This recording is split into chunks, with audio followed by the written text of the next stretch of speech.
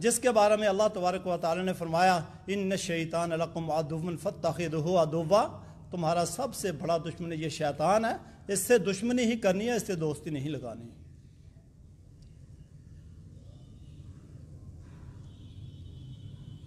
اللہ تبارک و تعالی سے دعا مانگنی، اپنے گناہوں کی بخشش مانگنی، یہ بھی عبادت ہے،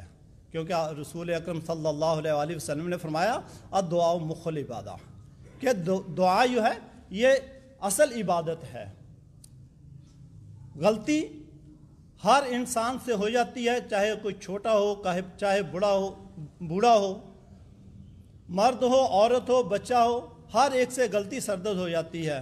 انبیاء علیہ السلام ان سے بھی اجتہادی غلطیاں ہوئیں، صحابہ سے بھی، تابعین سے بھی، سب سے غلطی ہوتی ہے، کیونکہ نبی صلی اللہ علیہ وآلہ وسلم نے فرمایا کل بنی آدم خطاء وخیر الخطائین التوابون، کہ ہر بنو آدم وہ خطا کار ہے، اس سے غلطی سرزد ہو جاتی ہے، لیکن سب سے بہترین وہ شخص ہے جو اپنی گناہ کرنے کے بعد اس کے اوپر اللہ تبارک و تعالیٰ سے معافی مانگے۔ آدم علیہ السلام کو جب اللہ تبارک و تعالیٰ نے جنت میں ٹھہرایا، ان کو کہا تھا کہ آدم تو جنت میں رہ، جہاں سے چاہے جو چاہے کھا پی، لیکن اس بات کا خیال رکھنا وَلَا تَقْرَبَا هَٰذِهِ الشَّجَرَةَ، لیکن اس درخت کے نزدیک نہ جانا۔ شیطان آدم علیہ السلام کے دل میں وسوسے ڈالتا رہا، ان کو ترغیبیں دلاتا رہا کہ یہ کھا لو، اگر تم نے یہ کھا لیا تو تم ہمیشہ ہمیشہ کے لیے جنت میں رہو گے۔ وَقَاسَمَهُمَا إِنِّي لَكُمَا لَمِنَ النَّاصِحِينَ، اور قسمیں کھا کھا کر کہنے لگا کہ میں تمہارا سب سے بڑا خیر خواہ ہوں۔ آدم علیہ السلام اس کے دھوکے میں آ گئے اور انہوں نے اس درخت کو چکھ لیا۔ جب انہوں نے درخت کو چکھ لیا تو ان کا روحانی لباس جو اللہ تبارک و تعالیٰ نے ان کو پہنایا تھا وہ لباس اتر گیا۔ فَبَدَتْ لَهُمَا سَوْآتُهُمَا، ان کی شرمگاہیں ان کو نظر آنے لگ گئیں۔ فَطَفِقَ يَخْصِفَانِ عَلَيْهِمَا مِنْ وَرَقِ الْجَنَّةِ، وہ جنت کے پتے اپنے اوپر لپیٹنے لگ گئے۔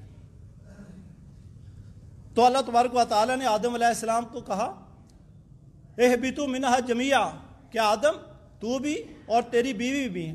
آپ جنت میں رہنے کے قابل نہیں ہو، تم نے غلطی کر لی ہے، لہذا تم دنیا میں چلے جاؤ۔ فَإِمَّا يَأْتِيَنَّكُم مِّنِّي هُدًى فَمَن تَبِعَ هُدَايَا، تمہارے پاس میری طرف سے ہدایت آئے گی، رہنمائی آئے گی، میرے رسول آئیں گے، میرے احکامات لے کر آئیں گے، جس نے اس رسول کی اطاعت کی، احکامات کی پیروی کی، تو اس کو دوبارہ میں جنت میں داخل کر دوں گا، لیکن جس نے نافرمانی کی انبیاء کی تو اس کو میں جہنم میں ڈال دوں گا۔ تو آدم علیہ السلام جب دنیا میں آ گئے تو دنیا میں آنے کے بعد ان کو وہ جنت کی رونقیں یاد آنے لگ گئیں، کیونکہ وہاں ہر وقت بیت المعمور کے ارد گرد فرشتے طواف کرتے تھے، جو بیت اللہ کے بالکل اوپر اللہ تبارک و تعالیٰ نے بیت المعمور بنایا ہوا ہے، جو فرشتوں کا قبلہ ہے، جس کے ارد گرد فرشتے چکر لگاتے ہیں، وہاں عبادات ہوتی تھی۔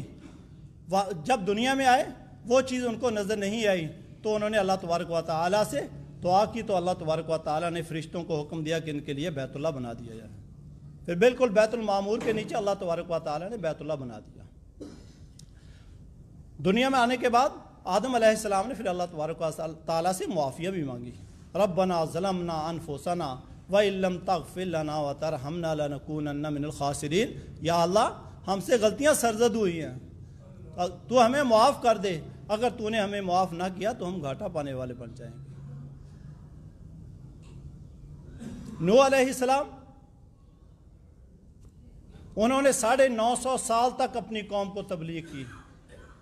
ان کا اپنا بیٹا وہ ان پر ایمان نہیں لایا۔ جب اللہ تبارک و تعالیٰ کی طرف سے عذاب آیا تو انہوں نے اپنے بیٹے سے کہا یا بنی ارکب معنا، اے میرے بیٹے آجا ہمارے ساتھ کشتی میں بیٹھ جا، اگر تو کشتی میں بیٹھ جائے گا تو بچ جائے گا۔ تو لیکن وہ بیٹا جس کے دل میں ایمان نہیں تھا وہ کہنے لگا سآوی الی جبل یعصمنی من الماء، کہ میں پہاڑ کے اوپر چڑھ جاؤں گا، یہ پہاڑ مجھے پانی سے بچا لے گا۔ اس نے سمجھا یہ عام سیلاب ہے، جس طرح عام سیلاب آتا ہے 2-2 فٹ 4-4 فٹ 10 فٹ 15 فٹ تک آ جائے گا سیلاب، تو اس نے کہا یہ پہاڑ تو ہزاروں فٹ کی بلندی کا ہے، میں اس کے اوپر چڑھ جاؤں گا، یہ مجھے اس سے بچا لے گا۔